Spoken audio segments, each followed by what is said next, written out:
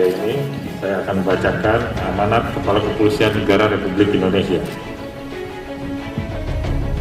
Kepala Kepolisian Negara Republik Indonesia pada upacara pembukaan pendidikan penuntutan Bintara Polri tahun anggaran 2020-2021 tanggal 17 November 2020. Assalamualaikum warahmatullahi wabarakatuh. Salam sejahtera bagi kita sekalian. Salam Om Swastiastu, Namo Buddhaya, salam kebajikan. Dalam momentum yang penuh dengan kebanggaan ini, saya selaku Kepala Kepolisian Negara Republik Indonesia mengucapkan selamat kepada 11.208 calon bayangkara, terdiri atas 10.648